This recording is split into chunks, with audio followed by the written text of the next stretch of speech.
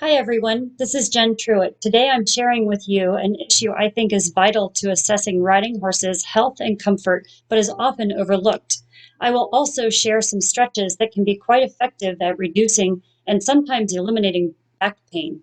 Please enjoy. Before we get started, I want to thank my sponsors whose support and investment along my journey has been instrumental in helping me achieve my goals. I stand behind their products and services and happily recommend them to every horse owner. This is our horse and rider that we're working with today. This is Callie and her leased horse, William.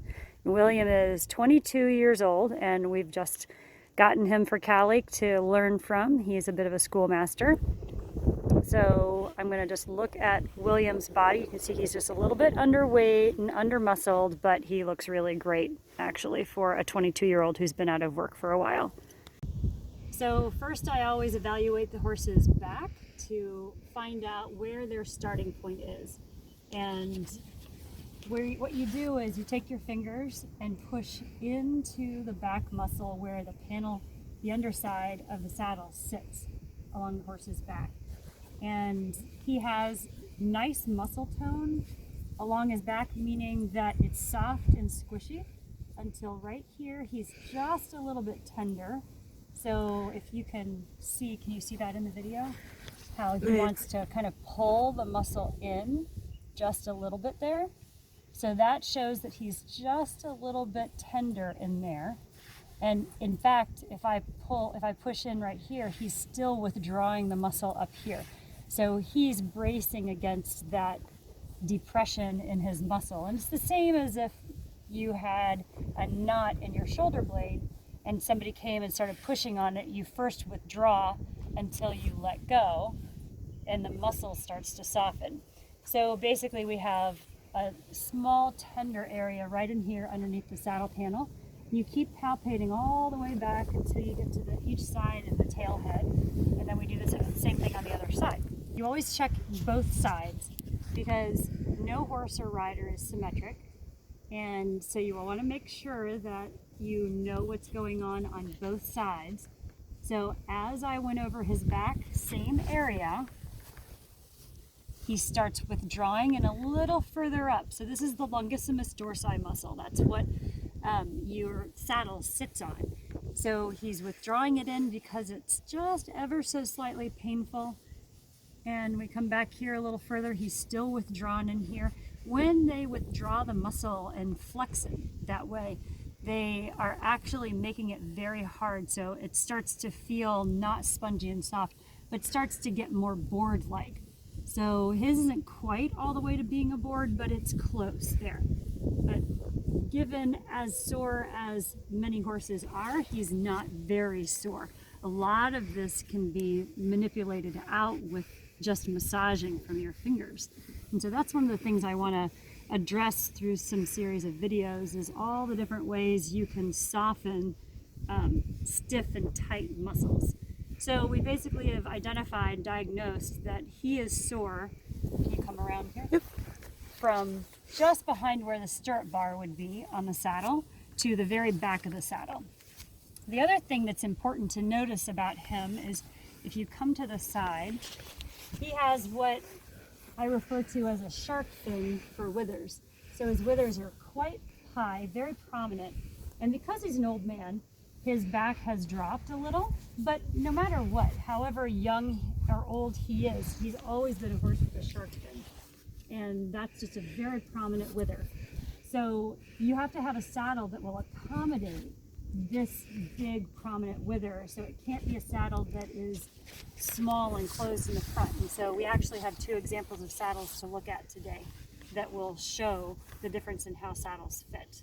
Okay. One of the things that I do with horses that are back sore, more so from here back than up in the mid-thoracics like he is, are hind leg stretches. So hind leg stretches wind up stretching and elongating all of these top line muscles, but you will see some translation into these thoracic muscles as well. So we will see what hind leg stretches do for him. So the first one I do is I lift the leg up and just let the horse hold it there to get used to it. And I just have my hands kind of cupped under his ergot and ankle here. And then I let him just lower his weight and rest his weight into my hands. And then very slowly, and he's grazing at this point, so he's getting a really good full top line stretch.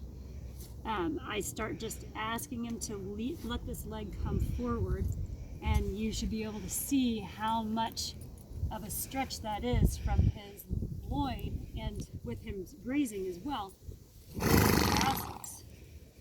So then if they say, oh, that's enough stretch, then I release like that and let him rest for a minute, and I recheck. Hang on, buddy. So already, look at that. He is nowhere near as reactive from that one stretch. Now, somebody might say, well, that's because he's reaching his head down, so let's see. So. I'm still, no, you're not moving.